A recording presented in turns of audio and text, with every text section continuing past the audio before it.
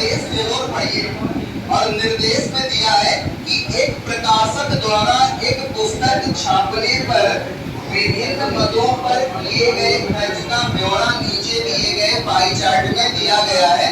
इसका भली बात अध्ययन करके आपको प्रश्नों के उत्तर देना होता है। और फिर इस पाई चार्ट को जब हम लोगों ने पढ़ा ध्यान से तो कहीं दिया है कागज का मूल्य, छपाई, विज्ञापन, विविध खर्च, जिल्दसाजी और रॉयल्टी। मतलब अगर आप दिमाग लगाओ कि एक पुस्तक छपने के लिए क्या क्या चीजें यूज में आती है उसके बारे में आपको बताया गया है।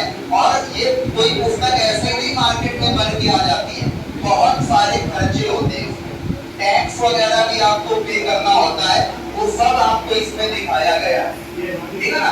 जैसे हमने बुकलेट आपको दी है तो इसमें भी बहुत कुछ खर्चे हैं जो आपसे लिए भी गए। ठीक है ना। तो आप ध्यान देना, फर्स्ट क्वेश्चन हम पहले करेंगे और देखना बिल्कुल आसानी से, बड़े आराम से ऐसे क्वेश्चन को करा रहे हैं। टोटल ये आपके 5 क्वेश्चन है भाई, 1 2 3 4 5। इनको एक एक करके आपको कराते हैं और जैसे हम आपको बता रहे हैं उसी मेथड से आपको करना होता है, ना कि आप कोई बुक का मेथड कॉपी करोगे। जैसे हम कराएंगे वैसे ही करिएगा। देखिए पहला क्वेश्चन कह रहा है जिल्दसाजी का खर्च कागज के मूल्य का। आप तो ये समझ चुके होंगे कि ये क्वेश्चन आपको हमेशा ही प्रतिशत में पढ़ाया गया है और आप उसी पर कॉपी करके काम कर सकते हैं। जैसे जिल्दसाजी का आप परसेंटेज देखो क्या है, 15। ठीक है ना। और कागज का कितना है, 35। तो ये अपान में आ जाएगा। और देखो इसका प्रतिशत हमने लिखा ही नहीं क्योंकि हमें पता है वो कैंसिल होगा। और इसको अब क्या बना लो, प्रतिशत बना लो। इसको 5 से कट करेंगे 2 बार और 5 से कट करेंगे 7 बार। अच्छा ये 3 बार हो रहा है, कितना हो रहा है, 3 टाइम हो रहा है। अच्छा ये चीज आपका हल किया गया तो 300 अपान 7% और 7 से डिवाइड कर रहे होगे 4 बार और फिर 2 बार, फिर कितना 6/7 आ गया। या कुछ लोग पॉइंट भी बना रहे हैं 8 बार, क्यों नहीं। इस तरीके आपका बना होगा। ऑप्शन पे नजर डाला तो ऑप्शन में आपका क्या दिया जा रहा है, 43%। तो आप इस बात को ध्यान देना कि आपका राइट आंसर क्या बनेगा। और जिन लोगों ने प्रतिशत पढ़ा है उनको एक बात समझा दे, क्या कभी आपने पढ़ा 1/7 क्या होता है, 14 सही 2 बटे। क्या आप जानते हैं 2/7 को कैसे लिखेंगे, इसका 2 गुना कर देते हैं, 28 सही 4 बटे। क्या आप 3/7 भी ऐसे ही कर सकते हैं। ये आपका 43 होल 6 और इसको हम लगभग में क्या बोल सकते हैं, 43%। तो इस बात को आप ध्यान देना कि ये विदाउट पेन भी आपका बन सकता था। जैसे आप उस चीज को कट करते विदाउट पेन हो जाता। नेक्स्ट क्वेश्चन आपका सेकंड वाला दिया गया है। तो ये हमने देखो रफ वर्क आपको बताया कि याद दिलाया कि जब प्रतिशत का हमने चार्ट आपको बताया होगा कि कैसे कोई नंबर फ्रैक्शन को आप परसेंटेज बना रहे हो, परसेंटेज को फ्रैक्शन यानी प्रतिशत को आप भिन्न बनाते हो और भिन्न को प्रतिशत, हमने उसको केवल दिखाया हुआ है। तो इस तरीके आप बना लेना।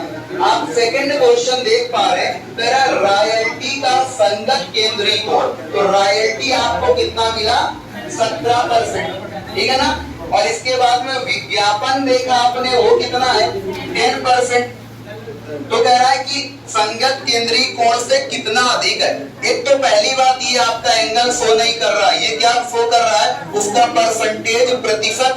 तो आप यही देख लो प्रतिशत में कितना अधिक है, 7%। अब आप अच्छे से जानते हैं प्रतिशत वाले पार्ट को कैसे डिग्री में कन्वर्ट कर लेते हैं, कोण में। तो आप कहेंगे इसका प्रतिशत हटाया जाए तो अपान में 100 और इसको डिग्री बनाया जाए तो क्या आएगा, 360 डिग्री। आप इसको कट करेंगे 0 से 0, 7 का गुणा कराइए, 7 6 42, 7 का 21, 4 25 और 1 0 से क्या लग जाएगा, पॉइंट। तो आपका आंसर आएगा 25.2 डिग्री। बन जाएगा कि नहीं आ जाएगा। ये आपका थर्ड वाला राइट आंसर होगा। ठीक है ना। अब आप क्वेश्चन नंबर 3 पे आ गए। क्वेश्चन नंबर 3 आपका कह रहा है यदि छपाई का खर्च कितना है भाई, 30,600। ये आपका जो छपाई का खर्चा है वो 30,000 कितना है, 600 है। और यहाँ छपाई का प्रतिशत कितना दिया है, 18% दिया है, 18% की ये वैल्यू दी गई है। और आपको बताना किसका है भैया, रॉयल्टी 17% की वैल्यू आपको बतानी है। तो ये आप क्या करोगे, ये आप डिवाइड करिए 18 से और मल्टीप्लाई कर दीजिए 17 से। और जैसे 18 से डिवाइड करेंगे, 18 का टेबल पढ़ते हैं एक बार और फिर कितनी बार, 7 टाइम। इस तरीके 1700 इंटू 17। अच्छा, इसका मल्टीप्लाई करना है तो 17 इंटू 17 क्या होता है, 289 स्क्वायर। आप याद किए हो और ये डबल जीरो और लग जाएगा, तो आपका आंसर क्या आएगा, 28,900 रुपए। आप क्लियर हुआ ना इतना। ये आपके 3 क्वेश्चन हमने कंप्लीट करा दिए। क्वेश्चन नंबर 4 पे आते हैं, ध्यान दीजिए भाई। क्वेश्चन नंबर 4 बिल्कुल आसान है। फिर से एंगल के बारे में बात करी है, इसका जिल्द साजी के संगत केंद्रीय कोण। तो जिल्द साजी आपका कितना प्रतिशत है, 15% है। तो 15 अपान कितना हो गया, 100। और डिग्री बनाने के लिए क्या करेंगे, 360 से मल्टीप्लाई कर देंगे। अच्छा, 0 से 0 कट कर दो और ये आप 5 से कट करेंगे 3 बार, ये 2 बार, 2 से कट हुआ 18 टाइम। आपका क्या आएगा, 54 डिग्री।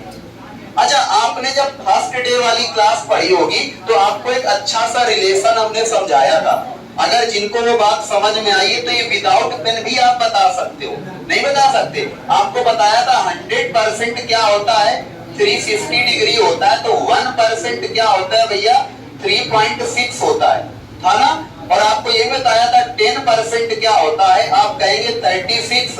या 5% क्या होता है, 18। ऐसा कुछ पढ़ा था क्या। अब आपको पता है 15 की बात कर रहा है तो इसका कितने टाइम है, 3 टाइम। कितने गुना है, 3 गुना। अगर इसका 3 गुना देखना है तो इसका भी आप 3 गुना कर लो, तो ये आपका क्या बनेगा, 54 नहीं बन जाएगा। तो ऐसी चीज हम ऑलरेडी कवर करा चुके हैं, आपको पढ़ा चुके हैं।